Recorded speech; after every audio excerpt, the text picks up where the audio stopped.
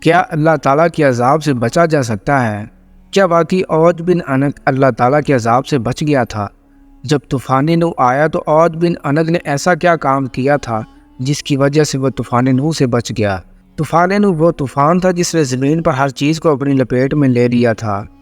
کوئی انسان اور کوئی حیوان نہ بچ سکا اس طوفان سے، سوائے ان لوگوں کے جو حضرت نوح علیہ السلام کی کشتی میں سوار ہو گئے تھے۔ طوفان نوح اس حد تک خطرناک تھا اور اس کی شدت اتنی زیادہ تھی کہ زمین پر ہر چیز کو فنا کر دیا تھا۔ پھر اس طوفان کے بعد دوبارہ زندگی کا آغاز ہوا۔ طوفان نوح سے بچنے والا وہ دیو ہیکل اور طویل قامت انسان کون تھا؟ اس کا قد کتنا تھا؟ اور حضرت موسیٰ علیہ السلام سے اس کی جنگ کس طرح ہوئی؟ اس جنگ میں اس کا انجام کیا ہوا؟ دوستو، اللہ تعالیٰ نے ہر قوم کی طرف اپنے انبیاء کرام علیہ السلام کو اپنا پیغام دے کر بھیجا تاکہ وہ انہیں اللہ تعالیٰ کے دیے گئے احکامات پر عمل پیرا ہونے کی تعلیمات دے سکیں اور انہیں ایک خدا کی عبادت کی طرف دعوت دے سکیں۔ چنانچہ اسی زمن میں کچھ اقوام نے اللہ تعالیٰ کی نافرمانی کی تو انہیں اللہ تعالیٰ کی سخت عذاب کا سامنا کرنا پڑا، جس میں ایک قوم نوح علیہ السلام کی قوم تھی جس کو اللہ تعالیٰ نے طوفان نوح سے دوچار کیا۔ اس طوفان نے تو زمین میں کسی حیوان اور انسان کو نہ چھوڑا، ہر چیز کو فنا کر دیا، مگر اس طوفان میں ایک انسان ایسا بھی تھا جو کہ زندہ بچا رہا۔ یہ عوج بن عنق تھا جو کہ طویل قامت انسان تھا۔ عوج بن عنق ایک خوفناک اور خون خوار قوم سے تعلق رکھتا تھا جس کا نام قوم عمالقہ تھا۔ اس قوم کے لوگ فطرت کے لحاظ سے وحشی تھے۔ قوم عمالقہ کے لوگ دوسری قوموں کے لوگوں سے کافی لمبے اور قدآور ہوا کرتے تھے۔ یہ قوم دوسری قوموں کی نسبتاً بہت زیادہ طاقتور تھی۔ قوم عمالقہ کی انہی خوبیوں سے پتہ چلتا ہے کہ ان پر اللہ تعالیٰ کا خاص فضل تھا۔ تاریخی روایات سے پتہ چلتا ہے کہ قوم عمالقہ کا ایک مرد دوسری قوموں کے 90 مردوں کے برابر ہوا کرتا تھا، اور اس مرد کے پاس عام مردوں کی نسبت 90 گنا زیادہ طاقت ہوا کرتی تھی۔ آج ہم اسی قوم کے باشندے یعنی عوج بن عنق کے بارے میں بات کریں گے۔ عوج بن عنق اپنی قد و قامت اور طاقت کے لحاظ سے اس دور میں سب سے الگ انسان دکھائی دیتا تھا اور سب سے منفرد انسان تھا۔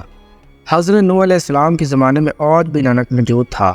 جب حضرت نوح علیہ السلام کشتی تیار کر رہے تھے تو انہیں ساگوان کی لکڑی کی ضرورت پڑی، جس کو لانے کے لیے ایک طاقتور انسان کی ضرورت تھی۔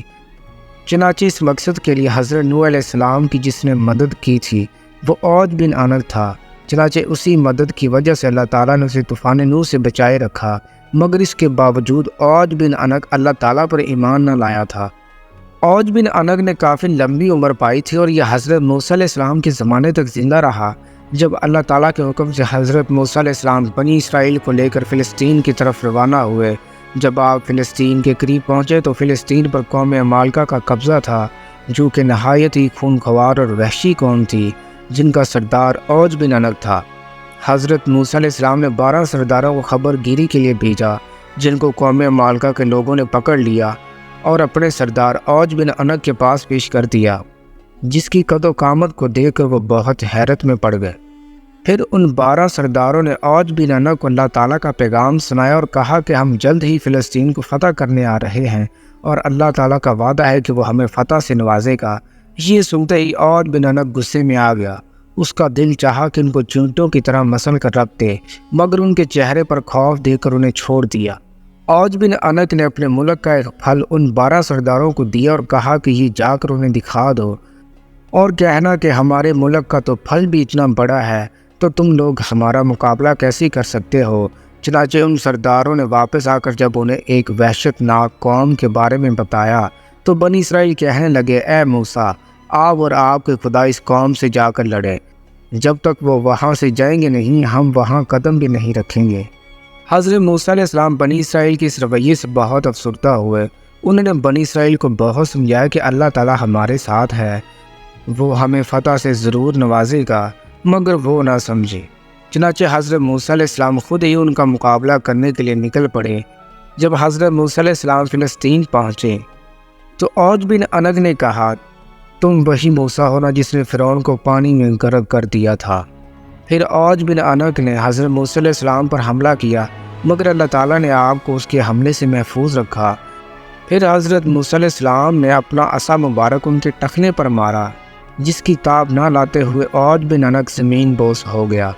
تو اس طرح اللہ تعالیٰ نے عوج بن عنق کا خاتمہ حضرت موسیٰ علیہ السلام کے ذریعے کیا۔